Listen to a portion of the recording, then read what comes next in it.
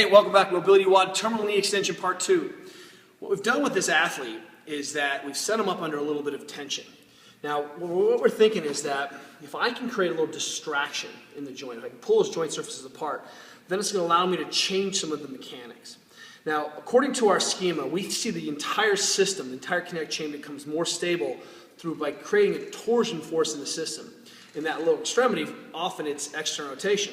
So what's happened here is that the band is set up on the ankle, he backs up to create some force, distraction between the joint. I grab the shin if I'm working with him, and if I internally rotate the tibia, that's the equivalent of him externally rotating the femur on the leg. So if I screw my foot into the ground, I'm basically moving the external rotation of the femur onto the tibia. Well, moving the tibia internally creates the same relative rotation in the leg. So what I'm after is that our athletes should be able to hyperextend their knee. If they flex their foot, flex their quad, the foot should come off the ground a little bit. That's how you know you have normal range of motion versus always being stuck bent. So if we see stuck bent, I need to be able to release that and be able to get into a straight position. So the self-treatment on this thing is that he's going to go ahead and grab the shin, internally rotate as hard as he can, good. And then he flexes the quad, fires the quad, quad didn't fire. Show me that quad. Quad set and push down at the same time. Boom, release, internally rotate, flexes the quad, and then pushes down. Internally rotate, flexes the quad, presses down. And he just does this to the best of his ability. It's hard to get a good lot of leverage.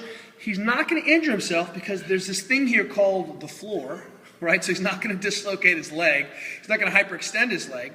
We have a little distraction force going on. Internally rotates the tibia, flexes the quad and pushes down. Internally rotates, flexes the quad and pushes down. And keep hammering it, boom, and just keep laying on it and pressing. One of the things that we get is we start to get the timing of the quad also timing with that internal rotation. So he restores that position of the shin. Is it getting easier or harder? Easier. It's getting easier. Yeah. What's getting easier about it? The timing and pushing down. It's not. Does it feel like it's agony? No. No. And this is Pete the dog, Pete the wonder dog. I'm not going to lie. I've been wanting to get Pete on a mobility WOD for a long time. You can see why. It's not bad having Pete. What's up, Pete? So here we go.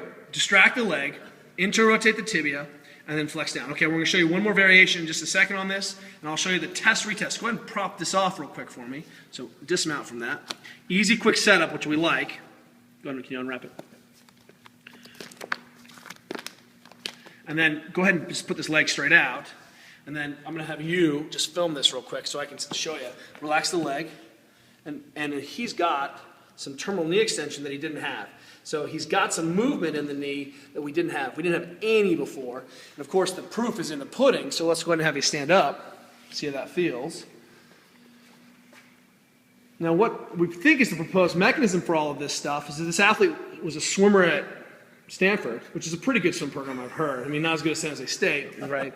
Really good swim program, breaststroker, spent some time overextended, and one of the mechanisms for dealing with the overextension is a slight flex in the knee. And so what ends up happening is he adopts a slightly flexed knee gait, and he's bent a little bit, that unloads some of the extension on the back. The problem is he practices being unloaded all the time. Does that feel different? I feel like I'm a lot straighter. A lot straighter. And extended in the leg. And what does that mean to you? Feels straight. Is that good or bad? It feels better. In what way? I don't feel like I'm leaning forward with my legs bent. Walk that off real quick. Is it better, similar, or worse? Better. In what way? The knee doesn't hurt with every step. Oh, hey, bam! I know, this stuff is weird. All right, so it's about putting things back and make sure they have full range. This is an easy way, easy fix. We're going to show you one more variation on this.